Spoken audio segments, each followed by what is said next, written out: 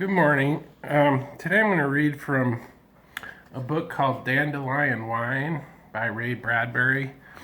Of course, most of you have heard of Mr. Bradbury. He wrote the famous Fahrenheit 451, the Martian Chronicles, Illustrated Man. So he was mostly known for science fiction.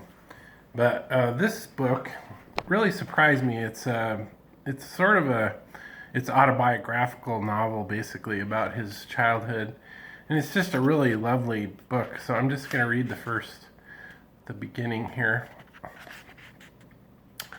It was a quiet morning, the town covered over with darkness and at ease in bed. Summer gathered in the weather, the wind had the proper touch, the breathing of the world was long and warm and slow. You had only to rise, lean from your window, and know that this indeed was the first real time of freedom and living. This was the first morning of summer. Douglas Spaulding, 12, freshly wakened, let summer idle him on its early morning stream. Lying in this third-story cupola bedroom, he felt the tall power it gave him, riding high in the June wind, the grandest tower in town. At night, when the trees washed together, he flashed his gaze like a beacon from this lighthouse in all directions over swarming seas of elm and oak and maple. Now. Boy, whispered Douglas. A whole summer ahead to cross off the calendar day by day. Like the goddess Siva in the travel books, he saw his hands jump everywhere, pluck sour apples, peaches, and midnight plums. He would be clothed in trees and bushes and rivers. He would freeze gladly in the hoar-frosted ice house door. He would bake happily with 10,000 chickens in Grandma's kitchen. But now a familiar task awaited him. One night each week he was allowed to leave his father, his mother, and his younger brother Tom asleep in their small house next door and run here up the dark spiral stairs to his grandparents' cupola, and in the sorcerer's tower sleep with thunders and visions to wake before the crystal jingle of milk bottles and perform his ritual magic. He stood at the open window in the dark, took a deep breath, and exhaled. The street lights, like candles on a black cake, went out. He exhaled again and again, and the stars began to vanish. Douglas smiled. He pointed a finger.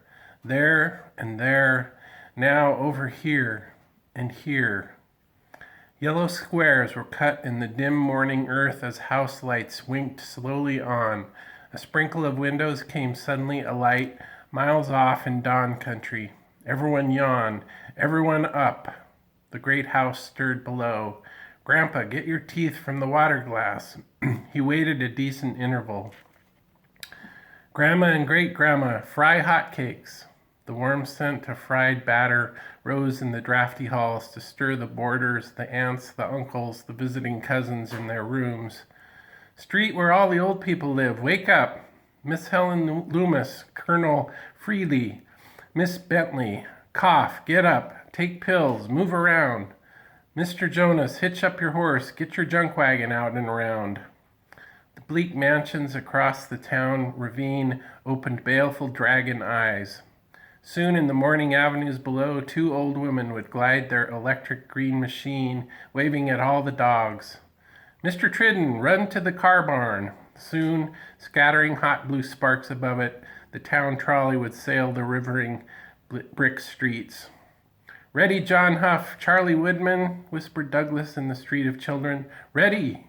To baseballs sponged deep in wet lawns, to rope swings hung empty in trees. Mom, Dad, Tom, wake up! Clock alarms tinkled faintly, the courthouse clock boomed, birds leaped from the trees like a net thrown by his hand, singing. Douglas, conducting an orchestra, pointed to the eastern sky. The sun began to rise. He folded his arms and smiled a magician's smile. Yes, sir, he thought. Everyone jumps. Everyone runs when I yell.